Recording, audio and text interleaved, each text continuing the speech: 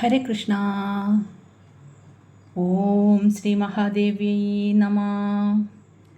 ശ്രീ ലളിതാ സഹസ്രനാമത്തിലെ നാരായണീ നാദരൂപ നാമരൂപ വിവർജിത ഹ്രീങ്കാരി ഹ്രീമതി ഹൃദ്യ ഹേയോപാദേയവർജിത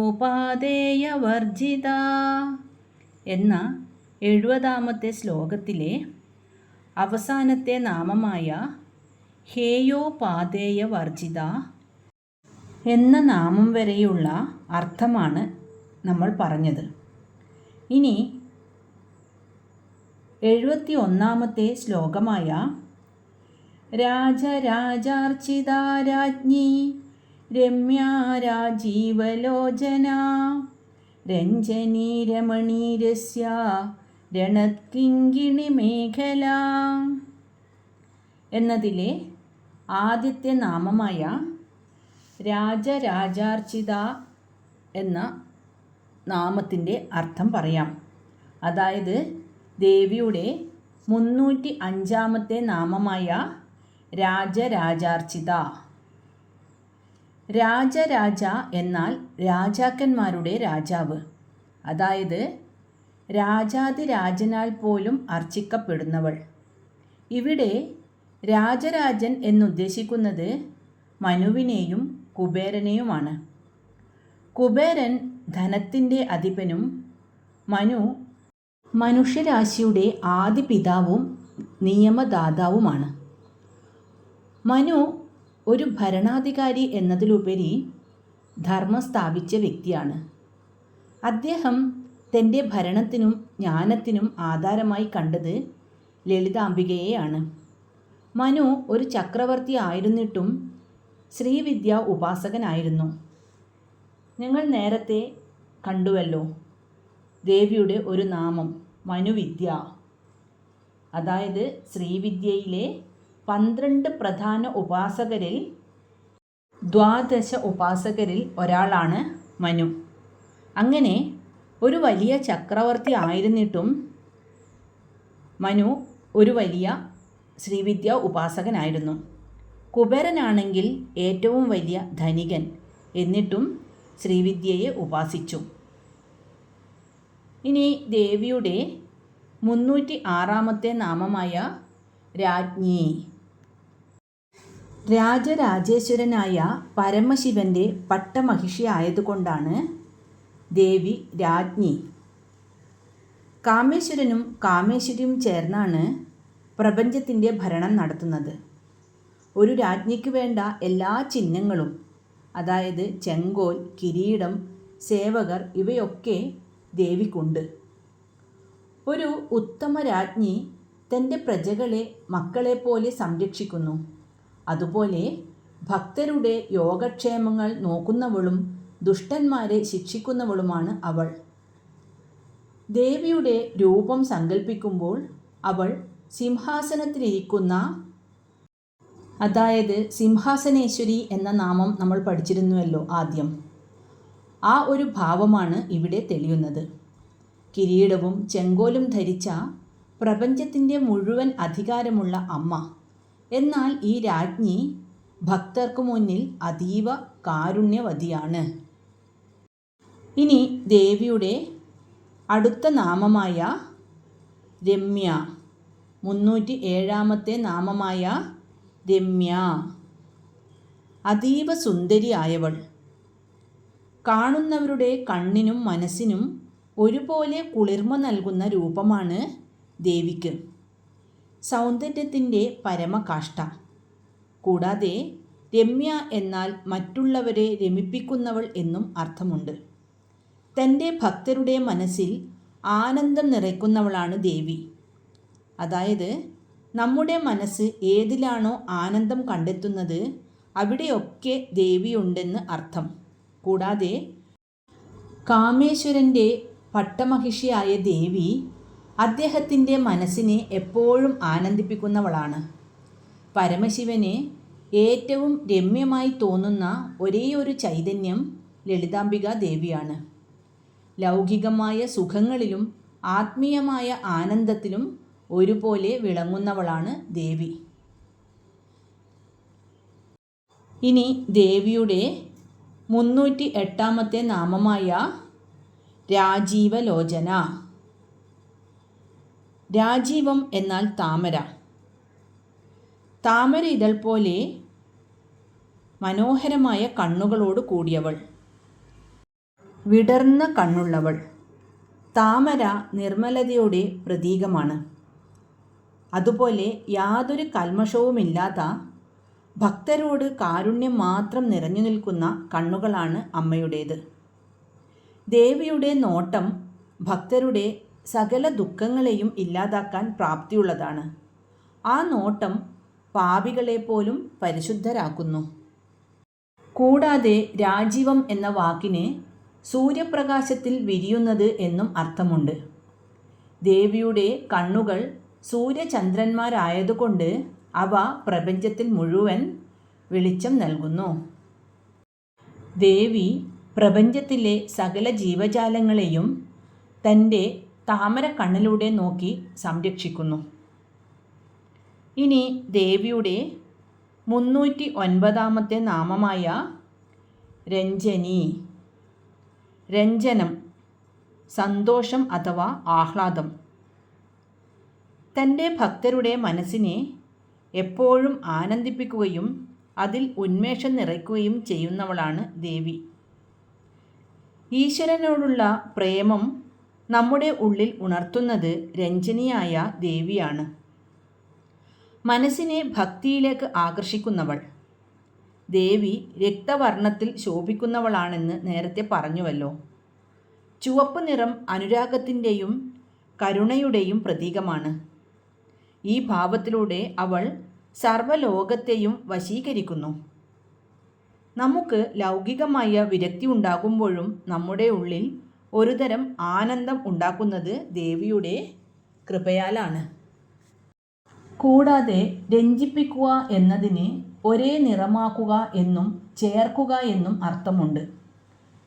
ശുദ്ധ സ്ഫടിക നിറമായ പരമശിവനെ തൻ്റെ സാന്നിധ്യം കൊണ്ട് ദേവി അരുണവർണ്ണനാക്കി തീർക്കുന്നു. അതായത് ദേവിക്ക് അരുണവർണ്ണമാണല്ലോ. അപ്പോൾ ശുദ്ധ സ്ഫടികത്തിൻ്റെ നിറമുള്ള ആ പരമശിവനെ ദേവി തൻ്റെ സാന്നിധ്യം കൊണ്ട് തന്നെ അരുണവർണ്ണനാക്കി തീർക്കുന്നു എന്നാണ് പറയുന്നത്. ശിവൻ്റെ നിറം തൻ്റെ നിറമാക്കുന്നതിനാൽ രഞ്ജനി എന്ന് ഇവിടെ അർത്ഥമാകുന്നു. ഇനി ദേവിയുടെ 310 നാമമായ രമണി. രമണി എന്ന നാമത്തിന് 2-3 അർത്ഥങ്ങളുണ്ട്. ഒന്ന്, അതീവ സുന്ദരിയായ സ്ത്രീ. രൂപം കൊണ്ടും ഗുണം കൊണ്ടും പ്രപഞ്ചത്തിൽ ദേവിയേക്കാൾ സുന്ദരിയായി മറ്റാരുമില്ല. അവൾ സൗന്ദര്യത്തിൻ്റെ പൂർണ്ണതയാണ്. മറ്റൊരർത്ഥം ആനന്ദിപ്പിക്കുന്നവൾ. തൻ്റെ സാന്നിധ്യം കൊണ്ട് മറ്റുള്ളവർക്ക്, പ്രത്യേകിച്ച് ഭഗവാൻ ശിവന് സന്തോഷം നൽകുന്നവളാണ് ദേവി. ഭക്തർക്ക് അവൾ എന്നും പ്രിയങ്കരിയായ രമണിയാണ്. സദാസമയവും ആനന്ദത്തിൽ മുഴുകിയിരിക്കുന്നവൾ. ലളിതാംബികയുടെ ഓരോ ചലനവും ആനന്ദമയമാണ്. ഇനി ദേവിയുടെ 311 നാമമായ രസ്യ. രസ്യ എന്നാൽ ബ്രഹ്മാനന്ദത്തിൽ സദാ രസിക്കുന്നവൾ. രസം എന്നാൽ ഏതൊരു വസ്തുവിൻ്റെയും സത്ത. പൂവിലെ മണവും കരിമ്പിലെ മധുരവും കടലിലെ ഉപ്പും പോലെ ഓരോ വസ്തുവിനും അതിൻ്റെ തനിമ നൽകുന്ന ആ ചൈതന്യമാണ് ദേവി. ജീവിതത്തിലെ എല്ലാ നല്ല അനുഭവങ്ങളിൽ നിന്നും നമുക്ക് ലഭിക്കുന്ന ആ ആനന്ദമാണ് രസ്യ. ഭക്തർക്ക് അനുഭവവേദ്യമാകുന്ന ഭക്തിരസവും ദേവി തന്നെ. നമ്മുടെ ജീവിതം വിരസമാവാതെ മുന്നോട്ട് കൊണ്ടുപോകുന്നത് ഉള്ളിലെ ഈ ചൈതന്യമാണ്. ഉള്ളിൽ സ്നേഹവും കരുണയും സന്തോഷവും അനുഭവപ്പെടുമ്പോൾ നമ്മൾ ദേവിയുടെ രസ്യ എന്ന ഭാവത്തെ ആസ്വദിക്കുന്നു. ഭക്തൻ ദേവിയെ ആരാധിക്കുമ്പോൾ ലഭിക്കുന്ന ആ ഒരു മധുരം ഈ നാമത്തിൻ്റെ സത്തയാണ്. ഇനി ദേവിയുടെ 312 നാമമായ രണത് കിങ്കിണി മേഖല. രണത് എന്നാൽ ശബ്ദിക്കുന്ന അല്ലെങ്കിൽ കിലുങ്ങുന്ന, കിങ്ങിണി ചെറിയ മണികൾ, മേഖല എന്നാൽ അരഞ്ഞാണം. കിലുങ്ങുന്ന കിങ്ങിണികളുള്ള അരഞ്ഞാണം ധരിച്ചവൾ, അതായത് ദേവി തൻ്റെ അരയിൽ ധരിച്ചിരിക്കുന്ന മനോഹരമായ അരഞ്ഞാണത്തിലെ പൊന്മണികൾ കിലുങ്ങിക്കൊണ്ട് ഭക്തരുടെ അടുത്തേക്ക് വരുന്നു. ആ കിലുക്കം പ്രപഞ്ചത്തിൻ്റെ താളലയമാണ്. ദേവിയുടെ അരഞ്ഞാണത്തിലെ മണികൾ കിലുങ്ങുന്നത് വേദമന്ത്രങ്ങൾ ഉച്ചരിക്കുന്നത് പോലെയാണ്. ഓരോ ചുവടിലും അവൾ ധർമ്മത്തെ പ്രകടിപ്പിക്കുന്നു.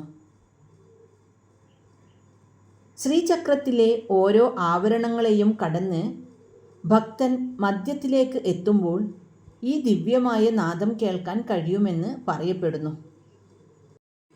ഈ പ്രപഞ്ചമാകുന്ന വീട്ടിൽ അമ്മയുടെ കിങ്ങിണിനാദം കേൾക്കുമ്പോൾ ഭക്തൻ്റെ സകല ഭയങ്ങളും മാറുന്നു.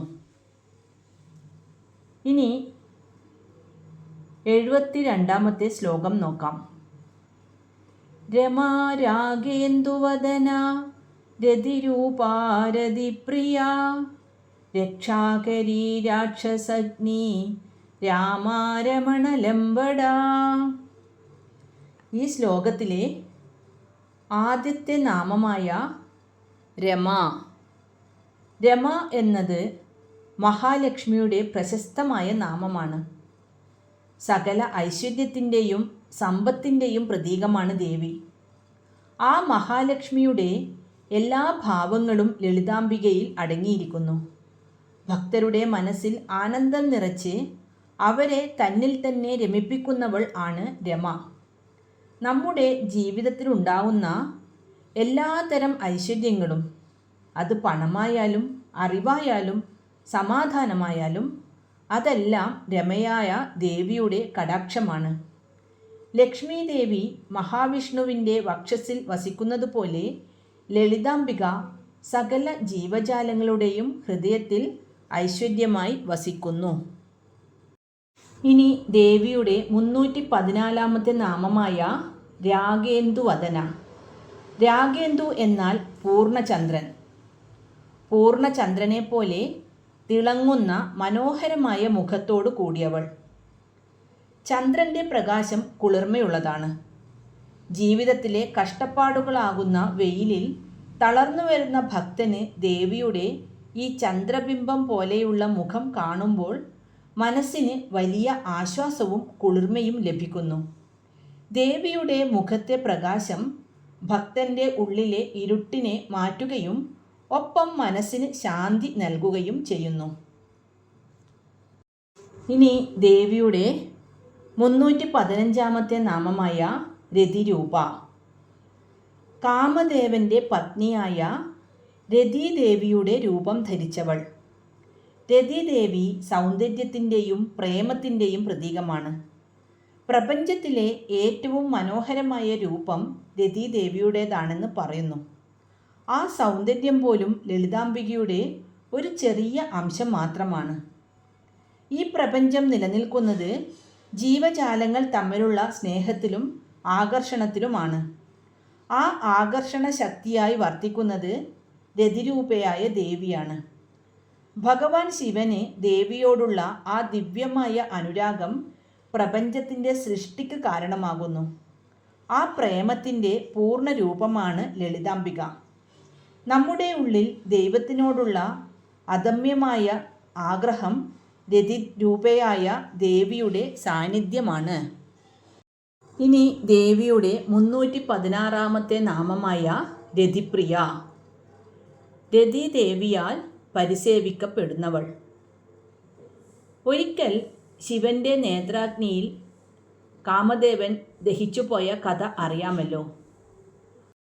അങ്ങനെ ശിവഭഗവാന്റെ കോപാഗ്നിയിൽ ദഹിച്ചുപോയ കാമദേവനെ പുനരുജ്ജീവിപ്പിക്കാൻ വേണ്ടി കാമദേവൻ്റെ ഭാര്യയായ രതിദേവി പാർവതീദേവിയോട് അപേക്ഷിച്ചു. രതിദേവിയിൽ കരുണ തോന്നിയ പാർവതീദേവി ഇടപെട്ട് കാമദേവനെ പുനരുജ്ജീവിപ്പിച്ചു. അങ്ങനെ പാർവതി ദേവിയുടെ അനുഗ്രഹത്താൽ രതീദേവിക്ക് തൻ്റെ ഭർത്താവിനെ തിരിച്ചു കിട്ടി. അതിനുശേഷം രതീദേവിക്ക് ഏറ്റവും പ്രിയപ്പെട്ടവളായി പാർവതി ദേവി.